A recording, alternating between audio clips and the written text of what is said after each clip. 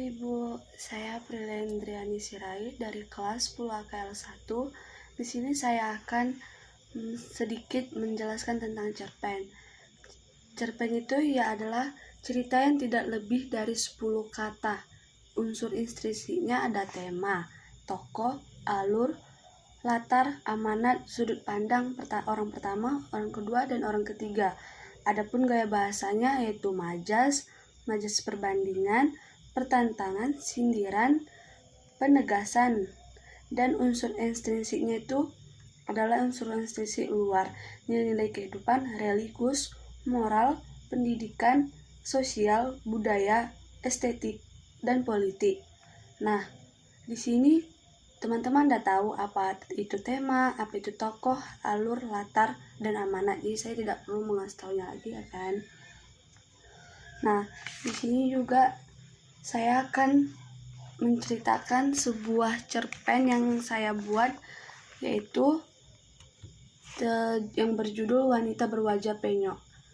Langsung saja saya bacakan. Seperti apakah rasanya hidup menjadi orang yang tak dimaui? Tanyakan pertanyaan ini padanya. Jika dia bisa berkata-kata, maka yakinlah dia akan melancarkan jawabannya. Konon dia lahir tanpa diminta, korban gagal gugur kandungan dari seorang perempuan, hasil sebuah hubungan gelap yang dilaknat warna dan Tuhan. Perempuan yang sangat ini disebut ibunya, bukanlah ibu yang sebenarnya. Dia hanya inang yang berkasihan, lalu bergantian menyusui lapar mulut dua orang bayi berwajah penyok yang dibuang orang di pinggir kampang. Suatu hari yang biasa, siang terang dan wanita berwajah penyok tengah keliling kampang sendiri saat anak-anak kecil kepulang sekolah itu mulai mengokori dan menyambut punggungnya di belakang. Maka wanita berwajah penyok mengambil sembokah batu. Tangannya yang dekil melemparkan batu itu ke arah anak-anak. Seekor anak benggal berkepala penyang terkena timpukannya, membuat jidatnya terluka. Darah segar menguncur dari situ, mengubah seragam putih menjadi merah. Dia pulang ke rumah mengadu kepada ibunya, sementara anak-anak lain menjadi takut dan bubar satu-satu.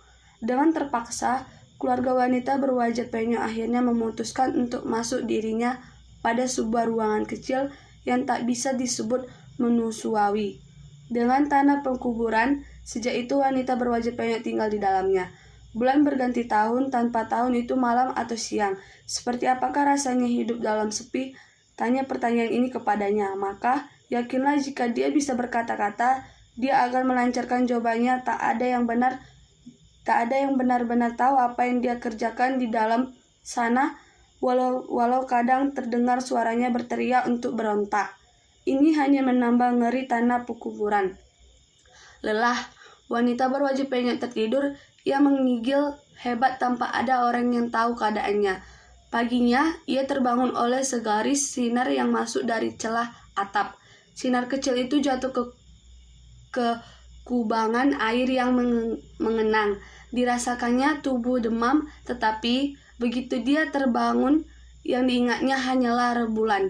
Siang telah mengelang, ia berarti rembulan telah pulang ke rumahnya setelah semalam berbunyi di balik awan sambil menangis. Ia menyesal tak bisa melihat wajah rembulan mandi tadi. Didekatinya genar air tadi.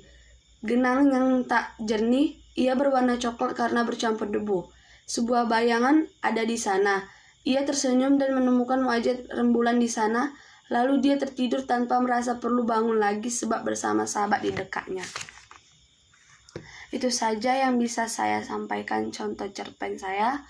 Sekian, saya tutup dengan salam. Shalom Bu. Dadah.